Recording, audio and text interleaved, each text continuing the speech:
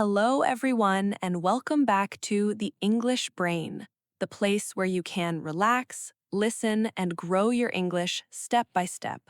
Hi, everyone. We're really happy you're here with us today. If you are new here, please subscribe and like this lesson. It helps this channel grow and it helps more learners find calm English practice. Thank you so much. Today, we're having a slow, friendly conversation about the new year, We will talk about the past year and we will talk about the next year. and we'll keep it simple, clear, and relaxing for A2 to B1 learners. Maybe you know this feeling. The new year comes and you want to speak about your life, but your mind feels empty. Yes, you want to share your story, but you don't know what to say, or you feel nervous. That is normal. Many learners feel that way. Today, we'll give you a clear structure: past, present, and future. Simple questions, simple answers. In a minute, we'll share a simple trick that can change how you feel about speaking English in conversations. And that trick is not more vocabulary, it's smaller sentences. Because small sentences are easy to say, and easy sentences create confidence. And confidence creates your future English self. Okay, let's begin with a warm start, like a real conversation. Great! So, how are you today? I'm feeling good today, calm and ready. Nice! Why do you feel good today? Because I had a simple morning. I drank coffee, I listened to music. That sounds peaceful. I like mornings like that. How about you? How are you today? I feel relaxed, but a little sleepy. Still, I feel good. Sometimes sleepy is okay, especially in winter. Yes, and if you are listening right now and you feel tired, that's okay too.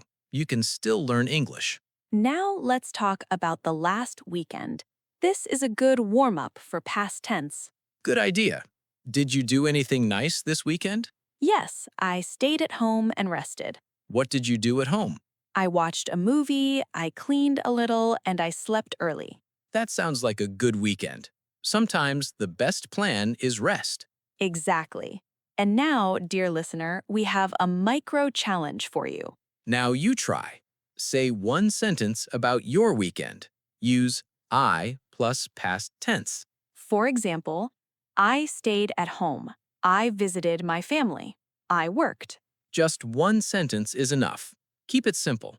Great. Now let's move to the New Year topic. Yes, let's talk about New Year's Eve first. Many people feel pressure on New Year's Eve.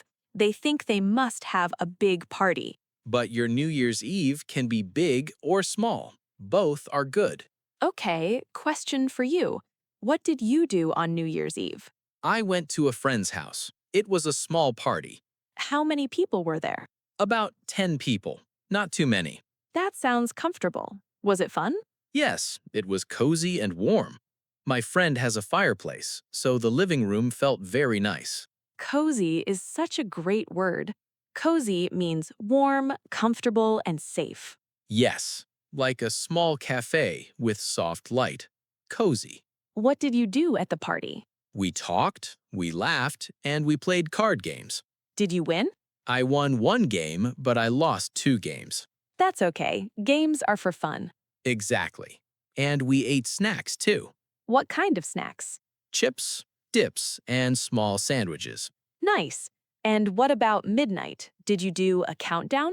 Yes, we watched the clock and counted down together. 10, 9, 8, then Happy New Year.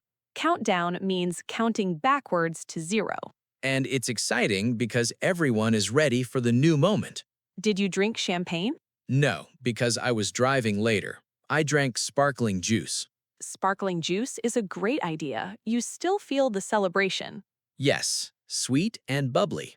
Now, my turn. My New Year's Eve was quieter. Quiet can be perfect. What did you do? I stayed at home. I cooked dinner. I watched TV. What did you cook? I made pasta and garlic bread. Simple but delicious. That sounds amazing. And did you watch fireworks? Yes, on TV. The colors were beautiful. Nice. So one person had a small party, and one person had a calm night at home. Both are good New Year's Eves. Exactly. There is no right New Year's Eve. Now let's move to New Year's Day, the first day of the year. Many people like to start the year in a fresh way. What did you do on New Year's Day? I woke up late, around 11. Then I went for a long walk in the park. That sounds healthy. How was the park? The air was cold and fresh. Some people were walking their dogs. People smiled and said, Happy New Year. That sounds friendly. I like that new beginning feeling. Yes, it feels like a clean start. On New Year's Day, I called my family. That's a beautiful habit. I said, Happy New Year. They were happy to hear my voice. It's a simple action, but it gives warmth to the day. Now we move from past to future. This is where many learners feel stress. Because the future needs more language, plans, hopes, goals. But we will keep it easy. We will use 3 simple phrases. I want to, I plan to, and I'm looking forward to. These are strong phrases for your level, simple and natural. And they help you speak without panic. Let's talk about New Year's resolutions. A resolution is a promise you make to yourself for the new year. Do you have a New Year's resolution? Yes, my resolution is to read more books. Great. How many books do you want to read? 1 book every month, 12 books in 1 year. That is a clear goal, and it's good for your English too. Yes, easy English books, short stories, simple novels. Now, my resolution. I want to learn to cook more meals. Nice. How many new meals? 5 new meals this year. Not too hard, not too easy. That sounds realistic. And if the food is not good, Then we can order pizza. perfect backup plan.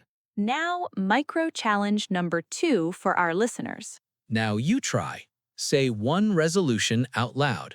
Use my resolution is to, For example, my resolution is to study English every day. or my resolution is to walk 20 minutes a day. Good. Now let's talk about normal plans, not resolutions, just plans.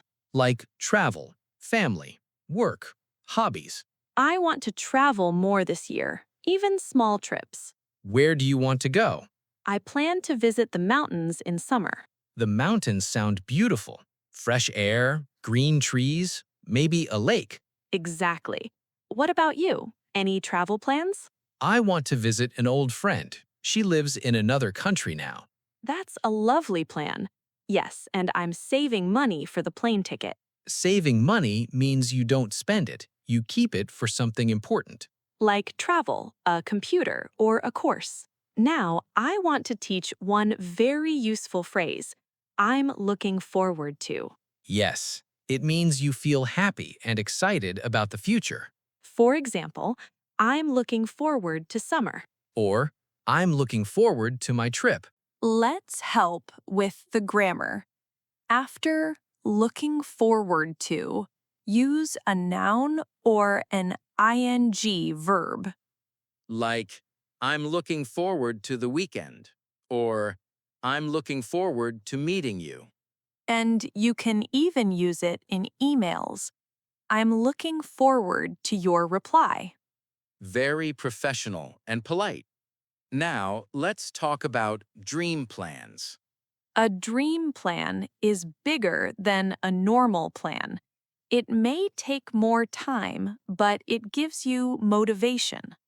For example, my dream plan is to travel to another continent. Or, my dream plan is to speak English confidently. Many learners have this dream. They say, my mind feels empty when I speak. That happens to everyone. Even advanced speakers sometimes forget words. The goal is not to speak perfectly. The goal is to speak more easily, step by step. And now we add one more helpful phrase. Time flies. We say time flies when we feel surprised that time passed very fast. Like, I started this job 5 years ago. Time flies. Or, my nephew is already 10.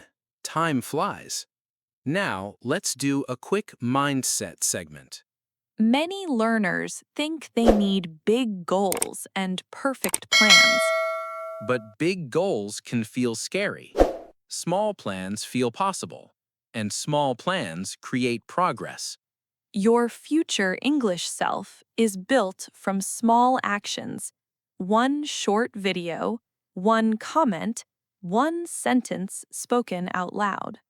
If you feel nervous, that's normal. Confidence does not come first. Practice comes first. Now we give you a simple mini routine for the next week. Step 1. Write one sentence about the past each day. Yesterday, I. Step 2. Write one sentence about today. Today, I. Step 3. Write one sentence about the future. Next week, I want to, or tomorrow, I plan to. This is simple but powerful. Past, present, future. Every day. And after 1 week, your brain feels more organized in English. Micro challenge number 3. Now you try. Say one small plan for next month. Use next month, I plan to. For example, next month I plan to learn 10 new English phrases. Or next month, I plan to walk more. Great! Now it's time for the question of the day. What is one small plan you have for next month? Write your answer in the comments. Keep it simple. One sentence is enough. You can start with, my small plan is to, or next month, I plan to. And if you enjoyed this slow, friendly New Year conversation, please like this lesson and subscribe to The English Brain. We read your comments, and we love seeing you practice. Thank you for spending this time with us today. Be kind to yourself. Mistakes are normal.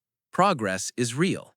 Have a wonderful day, a wonderful week, and a wonderful year ahead. Bye for now.